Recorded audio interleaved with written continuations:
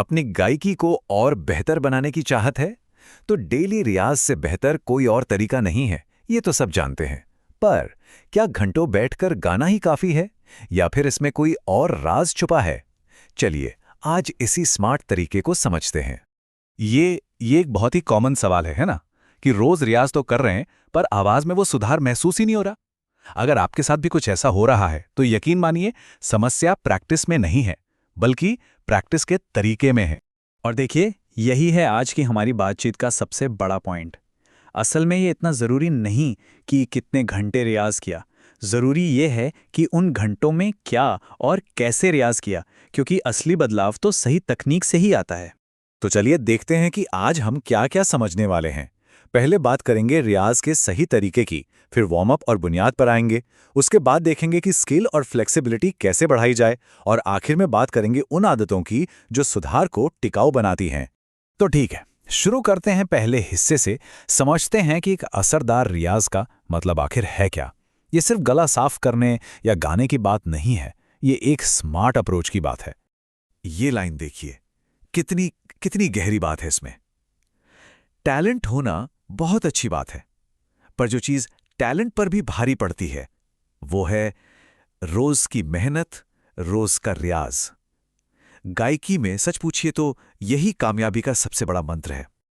अब जरा इस पर गौर कीजिए, हफ्ते में एक दिन बैठकर 2 घंटे रियाज कर लेना या फिर हर रोज सिर्फ आधा घंटा निकालना, कौन सा बेहतर है? जी हां, दूसरा वाला। हर रोज की थोड़ी सी मेहनत लंबे सेशन से कहीं ज्यादा असरदार होती है। कंसिस्टेंसी, बस यही चाहिए। चलिए अब आते हैं दूसरे हिस्से पर। किसी भी अच्छे प्रैक्टिस सेशन की नींव, उसकी बुनियाद बहुत मजबूत होनी चाहिए। ये वो शुरुआती स्टेप्स हैं जो आवाज को असली रियाज के लिए आप कह सकते हैं तैयार करते हैं।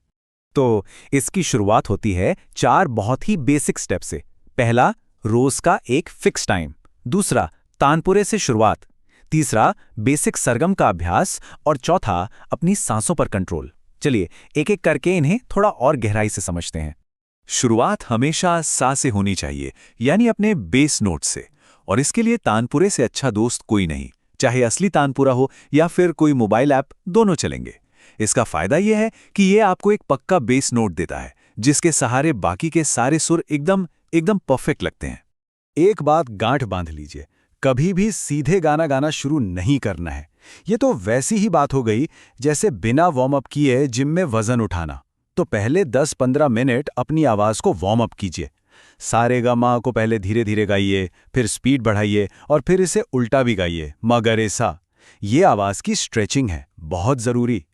और हाँ, सांस पर कंट्रोल तो गायकी की जान है। आवाज में जो ताकत और ठहराव आता है ना, वो यहीं से आता है। इसकी एक बहुत सिंपल सी एक्सरसाइज है।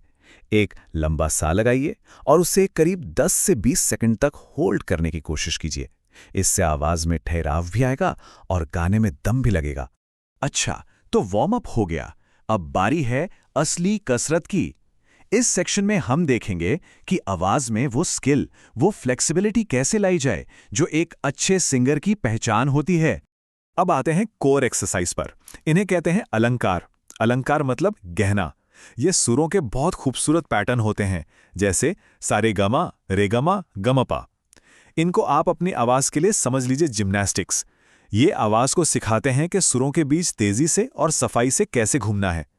रोज बस 2 से 3 अलग अलग अलंकार भी कर लिए तो बहुत है। तो सवाल उठता है, इन अलंकारों से होता क्या है? 2 सबसे बड़े फायदे हैं। पहला, आवाज में जबरदस्त फ्लेक्सिबिलिटी आती है, आवाज फुर्तीली बनती है। और दूसरा, सुरों पर कंट्रोल इतना बढ़िया हो जाता है कि मुश्किल ताने भी एकदम साफ सुनाई देती हैं। अब आते हैं गाने की प्रैक्टिस पर। इसका एक सुनहरा नियम है, गाने की प्रैक्टिस हमेशा रियाज के आखिरी में कीजिए। और जब भी कोई गाना उठाएं तो पहले उसे एकदम धीमी स्पीड में गाइए। हर सुर को अपनी जगह पर बैठने दीजिए। जब इसमें परफेक्शन आ जाए तब उसे ओरिजिनल स्पीड पर गाइए। यकीन मानिए, इससे गलतियां बहुत कम हो जाएंगी। चलिए अब आते हैं अपने आखिरी और शायद सबसे जरूरी हिस्से पर। वो आदतें, वो नियम जो सिर्फ बेहतर नहीं बनाएंगे बल्कि उस बेहतरी को बनाए भी रखेंगे। तो याद रखिए, 30 मिनट रूल। रोज कम से कम 30 मिनट, बस 30 से 60 मिनट का रियाज रोज का काफी होता है। जैसा हमने पहले भी कहा, रोज थोड़ा थोड़ा करना ही सबसे बड़ी बात है। अब जरा उन गलतियों को भी देख लेते हैं जिनसे बचना बहुत जरूरी है। सबसे पहली और सबसे कॉमन गलती, बिना वार्म अप के सीधा गाना शुरू कर देना। यह आवाज के लिए बहुत नुकसानदायक हो सकता है। दूसरी गलती, बहुत जल्दी ऊंचे सुरों तक पहुंचने की जिद। आवाज पर जोर बिल्कुल मत डालिए, रेंज अपने आप बढ़ेगी, बस थोड़ा सब्र रखने की जरूरत है। और तीसरी गलती, जिसके बारे में हम बात कर ही चुके हैं, अनियमित प्रैक्टिस। आज किया, कल नहीं किया, ऐसे काम नहीं चलेगा, याद है ना? निरंतरता ही सब कुछ है। तो इन सब बातों को मिला के एक डेली प्लान कैसा दिखेगा, ये देखिए। एक बहुत ही सिंपल 35 मिनट का प्लान। 5 मिनट तानपुरे के साथ सा लगाना है, 10 मिनट सरगम, 10 मिनट अलंकार और आखिर के 10 मिनट अपने पसंदीदा गाने की प्रैक्टिस। है ना, एकदम सिंपल और असरदार। और ये रही एक प्रो टिप, अपनी प्रैक्टिस को ना अपने फोन पर रिकॉर्ड जरूर कीजिए और बाद में उसे सुनिए। सच बताऊं, अपनी गलतियों को पहचानने और उन्हें सुधारने का इससे तेज और इससे ईमानदार तरीका कोई और नहीं है। तो घूम फिर कर हम फिर से उसी एक बात पर आ जाते हैं, निरंतरता प्रतिभा से ज्यादा जरूरी है। अगर इन स्मार्ट तरीकों से रोज रियाज किया जाए तो यकीन मानिए सिर्फ 30 दिनों में आवाज में एक साफ फर्क नजर आने लगेगा। तो अब जब रियाज का सही रास्ता बिल्कुल साफ है, तो सवाल यह है कि इस नए और स्मार्ट रूटीन के साथ प्रैक्टिस करने वाला वो पहला गाना कौन सा होने वाला है?